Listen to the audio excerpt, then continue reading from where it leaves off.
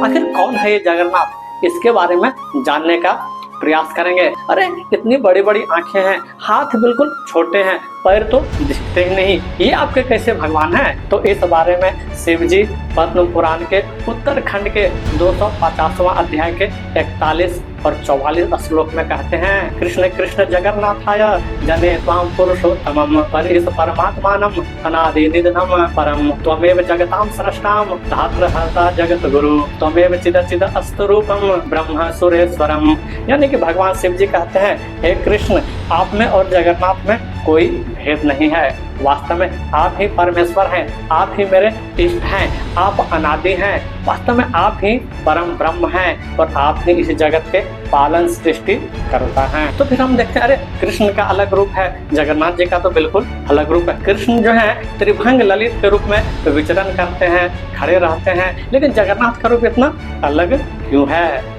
तो बहुत ही सुंदर स्टोरी है, वो स्टोरी, वो कहानी आप लोगों को मैं सुनाने जा रहा हूँ। ध्यान से सुनिए किस प्रकार से कृष्ण जो है वो जगन्नाथ बन गए। कृष्ण जब वृंदावन छोड़ करके मथुरा आते हैं, फिर मथुरा छोड़ करके द्वारका जाते हैं, तो वहाँ उनकी रानियों से शादी होती है, लेकिन हृदय में जो है वो वृंदावन का भाव, वो जो गोप सखा उनके साथ खेलना, गोपियों के साथ उनका व्यवहार, अपने माता पिता को वो कभी भूल नहीं पाते हैं और अपने गृहस्थ जीवन को जीते हुए भी उनको सारा वृंदावन का जो है वो हृदय में याद आते रहता है। तो इस कारण से भगवान जो है भाव विह्वल हो जाते हैं और रोते रहते हैं, क्रंदन करते रहते हैं। रात में जब भगवान सोते हैं तो उनके आंखों से जो आंसू बहते हैं, सारा जो है बिछावन और तकिया जो वो गीला हो जाता है। तो रानियां परेशान हो जाती हैं कि अरे हम लोग तो भगवान को इतने खुश रखते हैं, फिर भगवान जो है पता नहीं ऐसे क्यों रो रहे हैं। तो सब रानियां मिल करके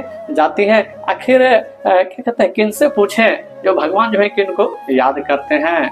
तो सभी जाते हैं। तो उस समय जो है द्वारका में, वृंदावन के अगर बात करें तो रोहिणी मैया जो कि कृष्ण के साथ वृंदावन में भी थे और अभी जो है वो द्वारका में भी रहते हैं। तो सभी रानियां जाती हैं और रोहिणी मैया से पूछती हैं कि आखिर भगवान इतना वृंदावन से क्यों प्रेम करते हैं, क्या है वृंदावन में खास। तो रोहिणी कहती है, ठीक है मैं सब कुछ बताने वाला हूँ, लेकिन एक कंडीशन है कि जब मैं ये बताना स्टार्ट करूं वृंदावन के बारे में तो कृष्ण और बलराम जो वो ये कथा नहीं सुने। क्यों? क्योंकि अगर वृंदावन के सुंदर सुंदर लीलाओं का वो श्रवण करेंगे तो द्वारका छोड़ के वो यहाँ से चले जाएंगे। तो रानियां कहती है ठीक है, तो किसको लगाए दरवाजे पे, क्योंकि कृष्ण जो है वो द्वारका के राजा हैं, बलराम जी हैं, तो कोई उनको रोक भी तो नहीं सकता है आने से। तो सभी रानियां डिसाइड करती हैं कि क्या कहते हैं, उनकी बहन जो सुभद्रा है उनको गेट पर लगा देंगे, क्योंकि भाई बहन में इतना क्या कहते हैं प्रेम आदान प्रदान होता है कि एक बहन ही है जो कि भाई को रोक सकती है आने के लिए। तो इस प्रकार से सारा व्यवस्था होता है और क्या कहते हैं रोहिणी मैया जो है वो कहानी वृंदावन के पास टाइम सुनाना प्रारंभ करती हैं और सुभद्रा को गेट पे लगा देते हैं, गेट कीपर के रूप में।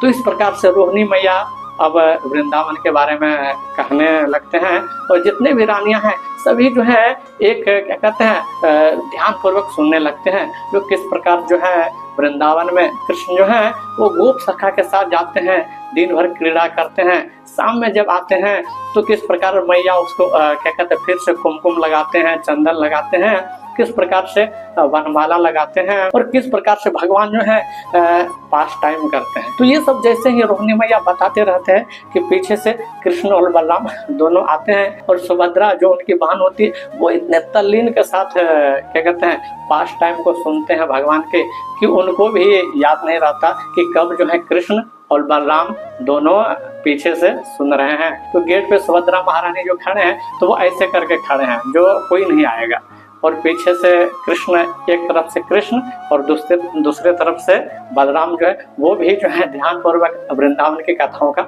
श्रवण करते रहते हैं और इतने खो जाते हैं तीनों, सुभद्रा महारानी, कृष्ण और बलराम, जो उनके जो है खुशी के मारे क्या कहते हैं पास टाइम सुन के अपने लीलाओं का श्रवण करके इतने खुश होते हैं, इतने भाव विभोर हो जाते हैं कि खुशी में मुंह जो आंखें बिल्कुल बड़ी बड़ी हो जाती हैं भगवान की।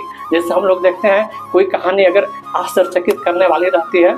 तो आंखें बड़ी बड़ी हो जाती है, मुंह जो आश्चर्य से खुला रह जाता है, चौड़ी हो जाती है, हाथ जो है बिल्कुल ऐसे खुशी से वाह ऐसे हो जाता है। तो क्या कहते हैं, कृष्ण जी एक तरफ, बलराम जी दूसरे तरफ और सुभद्रा मैया तीसरे तरफ, तीनों जो ऐसे आश्चर्यचकित होकर भाव में, हृदय में जो है वृंदावन का भाव है, ऐसे करके जो है पूरे इतने जो है श्रवण में तल्लीन हो जाते हैं कि उसी समय नारद मुनि आते हैं।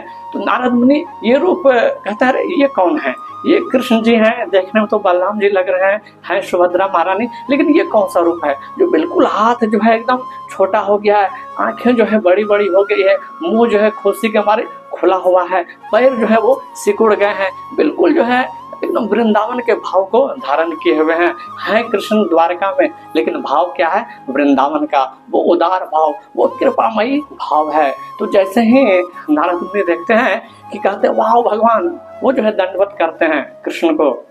तो जैसे ही कृष्ण जो है नारद मुनि को देखते हैं कि फिर वो ओरिजिनल स्वरूप में अपने आते हैं, लेकिन नारद मुनि कहते नहीं, ये जो आपका स्वरूप है ये सिर्फ मैंने देखा है, ये पूरी दुनिया जो है आपके इस स्वरूप को देखना चाहती है। तो आप हमको ये वरदान दीजिए कि निश्चित रूप से आप जो है ये स्वरूप सभी को दिखाएंगे।